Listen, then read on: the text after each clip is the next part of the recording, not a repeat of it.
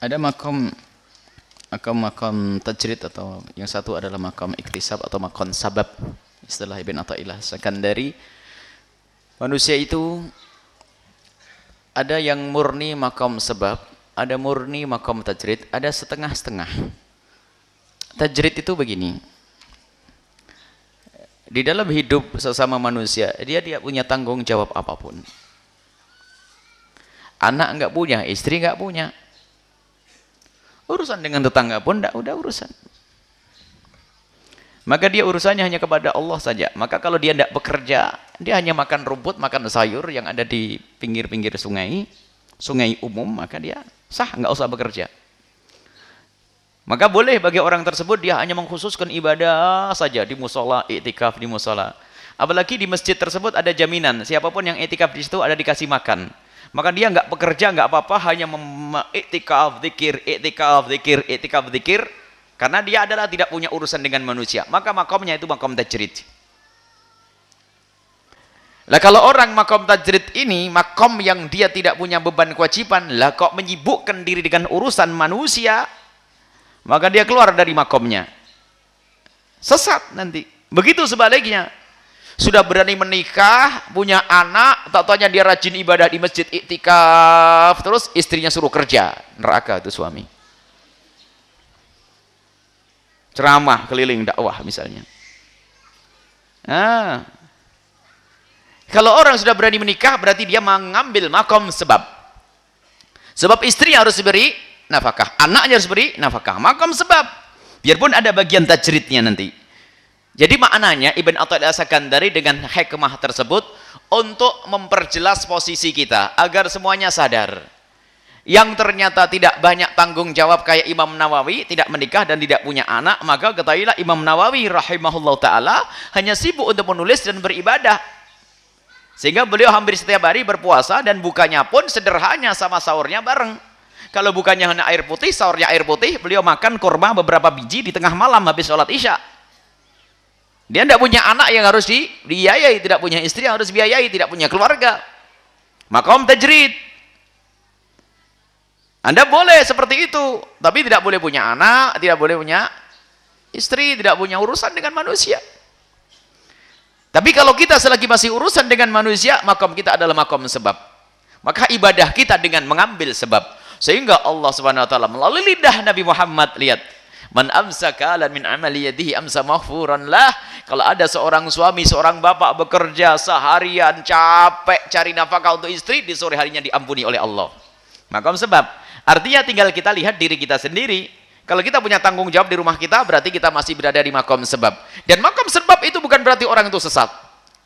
Dia menjalankan tugas sebagai seorang suami. Jangan menjadi suami yang itu. Mentang-mentang ustadz dia ceramah saja, istriku kok kerja di pasar sana, bicara abah mau ceramah, enak aja. Kamu yang kerja. Tanggung jawabmu sebagai seorang suami ini. Kecuali di saat sang suami tersebut lemah di saat bekerja karena sakit, karena tidak mampu, seorang istri berperan untuk membantu sang suami. Kemuliaan bagi seorang istri yang mulia. Tentunya syaratnya tidak menuntut, tidak ngungkit-ngungkit. Kamu suami nggak becus, nggak bisa ngasih nafkah. Hambar, nggak ada pahalanya itu seorang istri yang ngungkit-ungkit kebaikan yang pernah dilakukannya. Jadi seperti itu makom tajrid sama makom sebab itu sederhana. Kalau kita berada, kalau suatu ketika kok Anda tiba-tiba terlantar di tengah hutan sendirian, berarti langsung makomnya makom tajrid. Nggak cari nafkah, nggak apa-apa. Kalau ada makan buah dimakan, ini sudah cukup. Tinggal sholat tok nih. Tapi kalau sudah urusan dengan anak, istri dan sebagainya, maka kita masuk makom sebab. Dan makom sebab, makom tajrid itu adalah juga jalan menuju surga. Asalkan orang sadar tentang makomnya. Makom tajrid, makom sebab, semua adalah langkah menuju surga. Jadi Imam Ibn Athaillah Sakandari itu bukan untuk menganggap mana yang lebih mulia. Tidak. Artinya untuk mengingatkan kamu itu bagian apa sih? Lah sudah dicukupi oleh orang tuanya sama gurunya untuk menuntut ilmu, loh kok masih cawe-cawe cari kerjaan, itu keluar dari makom sebab. Maka makom tajrid. Kita diingatkan suatu guru. Salah satu guru waktu mondok itu kan sudah dibiayai sama bapak ibunya kan?